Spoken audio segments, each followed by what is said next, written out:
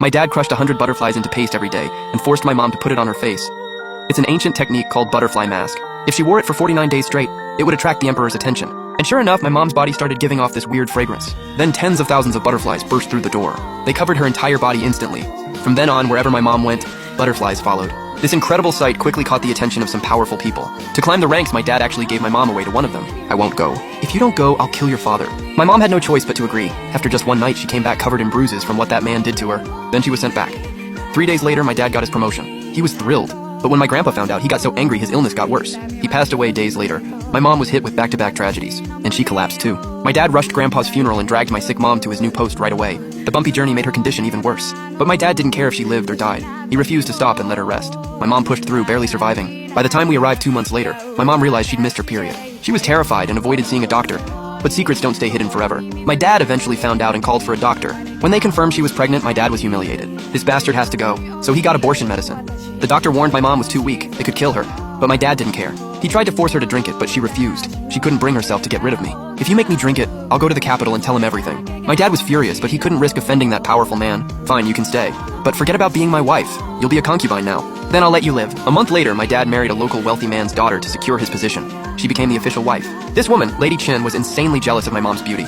She threw boiling tea right in my mom's face. My mom screamed in pain, but Lady Chin's servants pinned her to the ground. I heard what you did. Sleeping around and getting knocked up with someone else's kid. You should have been beaten to death. But my husband remembers your family helped him back in the day. That's the only reason you and that thing inside you are still alive. My husband is soft-hearted, but I'm not.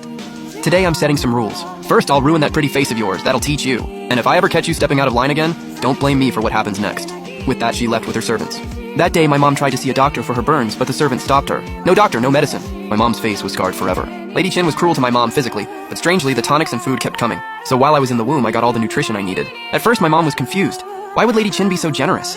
Then she noticed something. An old servant from the capital had moved into the mansion. This servant came to check on my mom's belly, and my dad bowed to her like she was royalty. He was kissing up to her. My mom figured she must work for that powerful man. He must have heard the news and sent her to watch over the pregnancy. When my mom went into labor, the servant was right there in the delivery room. She took one look at me, saw I was a girl, and her face dropped. Just a useless girl. After that, she vanished from the mansion, and so did all the food and tonics. During my mom's recovery, she had almost nothing to eat, just one steamed bun a day.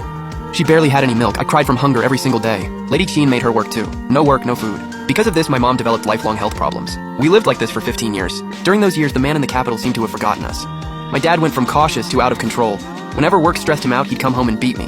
So what if she's that guy's daughter? I can beat her and curse her whenever I want. My mom would hold me tight, taking most of the hits herself. After every beating, I'd secretly ask who my real father was. But she'd just cry while treating my wounds and never tell me. Later, I figured out he was in the capital. I saw my mom secretly sending letters there. In every letter, she begged him to take me back. She never mentioned herself, but every letter went unanswered. Then one day my mom rushed into the yard, panicked. "Xinwan, run to the capital, find your real father!" I was shocked and asked what happened. Tears streamed down her face. She'd overheard my dad and Lady Chin planning to marry me off to Judge Song's third son. My head was spinning. Judge Song was my dad's boss. Normally, someone like me wouldn't even be considered for his family. But here's the thing, his third son died years ago. His wife felt sorry he never married, so she wanted to find a girl for a ghost marriage. But she had high standards. Only a legitimate daughter from an official's family would do. Most decent families wouldn't sacrifice their daughter, even to win favor with the judge. Later, she lowered her standards to accept a concubine's daughter, but still got rejected by everyone. But my dad, he jumped at the chance. He'd do anything to kiss up to his boss. Anything. That night, we packed our things and planned to escape through a hole in the back wall. But someone was guarding outside. The moment we got out, we were caught. Lady Chin herself came with her people. They threw us in the shed. Before leaving, Lady Chin looked at us coldly and said,